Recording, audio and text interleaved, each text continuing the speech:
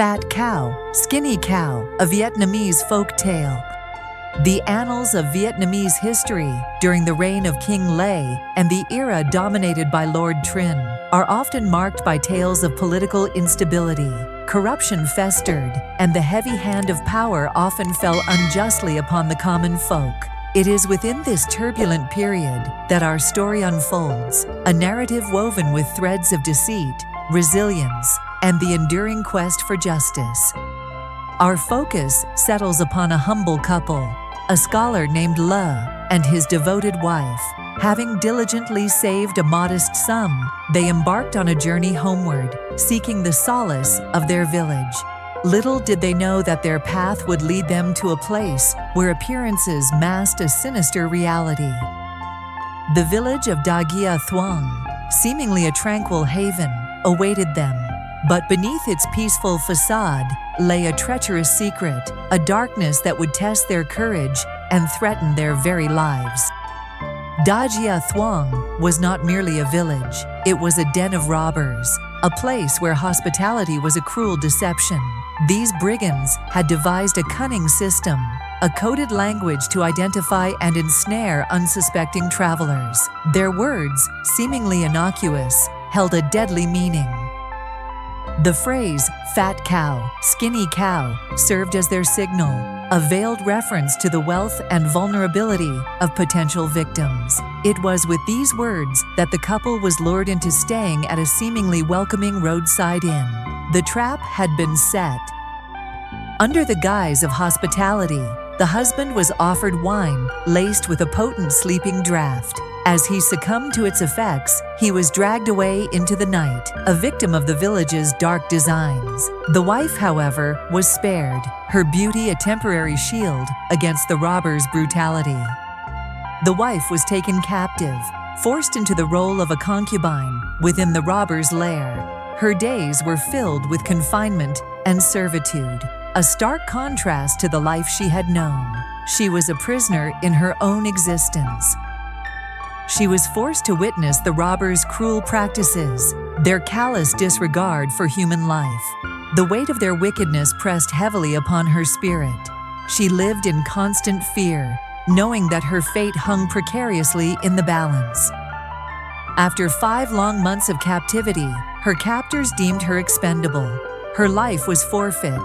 She was led, under threat of death, to the edge of a hidden cave, a dark abyss that seemed to symbolize her impending doom. Faced with certain death, the wife made a desperate decision, a gamble born of pure survival instinct. In a moment of fierce resistance, she pulled her captor into the dark depths of the cave. It was a chaotic struggle for life. Seizing her opportunity, she escaped the cave, leaving her captor behind in the darkness. She fled north, driven by the primal urge to survive and to seek justice for the horrors she had endured. Her journey was fraught with peril. Her escape was a testament to her courage, a defiance against the forces that sought to destroy her. She was determined to expose the evil that festered in Da Gia Thuong. The wife, weary but resolute, made her way to the capital, seeking an audience with the king. With unwavering courage, she pleaded her case, recounting the horrors she had witnessed and the injustice she had suffered. Her voice trembled, but her spirit remained unbroken. She revealed the dark secrets of Da Gia Thuong, exposing the village's systematic robbery and murder of innocent travelers. Her testimony painted a grim picture of corruption and brutality. The king listened intently, his expression growing increasingly grave. The king, upon hearing the wife's harrowing tale, was consumed by righteous rage. He could not tolerate such blatant disregard for the law and the suffering of his people.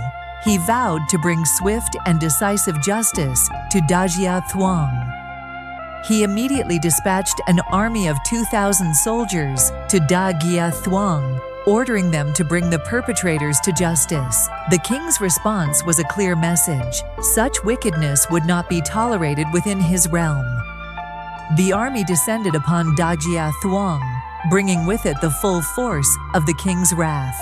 The village, once a haven for robbers, was utterly destroyed, its foundations razed to the ground.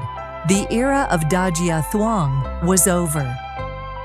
The robbers, who had preyed upon innocent travelers for so long, were brought to justice. The men were subjected to a gruesome execution, slashed in half as a symbol of their divided loyalties. The women were either thrown into the river or forced into servitude as maids, their fates reflecting the roles they had played in the village's crimes. The king ordered the distribution of land to the province, specifically the fertile Ki Tai fields, to benefit those who had suffered under the robbers' reign. This act of restoration aimed to heal the wounds inflicted by Dajia Thuong and to provide a foundation for a more just society.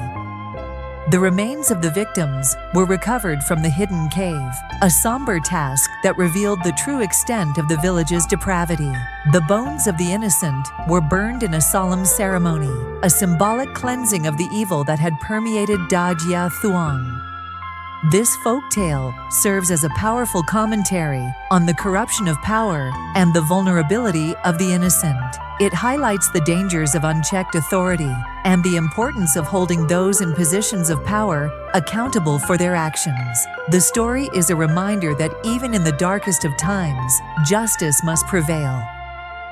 The phrase, "fat cow, skinny cow," becomes a potent symbol of deceit, representing the false promises and hidden agendas that can mask sinister intentions. It serves as a cautionary reminder to be wary of appearances and to question the motives of those who offer seemingly harmless hospitality. The wife's resilience and triumph over adversity are central to the story's message. Her courage in the face of unimaginable hardship serves as an inspiration, demonstrating the power of the human spirit to overcome even the most daunting challenges. She is a symbol of hope and the enduring strength of the human will. The role of the king in upholding justice is also a significant theme. His swift and decisive action against Dajia Thuong underscores the importance of leadership in ensuring the safety and well-being of the people. He embodies the ideal of a just ruler, one who is willing to use his power to protect the innocent and punish the wicked. Another version of this tale speaks of a singer and his beautiful wife passing through Dajia village. They sought lodging at the village chief's inn, unaware of the danger that lurked within. The village chief, captivated by the wife's beauty, harbored wicked intentions. The village chief forced the husband down into the cave, intending to keep the wife for his own pleasure. He hid her away, planning to make her his own. However, his accomplice insisted that he kill the woman to ensure their secret remained safe. When the chief attempted to push the woman into the cave, she resisted, pulling him down with her. Both perished in the fall, their fates intertwined in a tragic end. The village chief's wife, witnessing her husband's disappearance and consumed by remorse, reported the events to the authorities. The revelation, though differing in detail, echoed the core themes of the original story.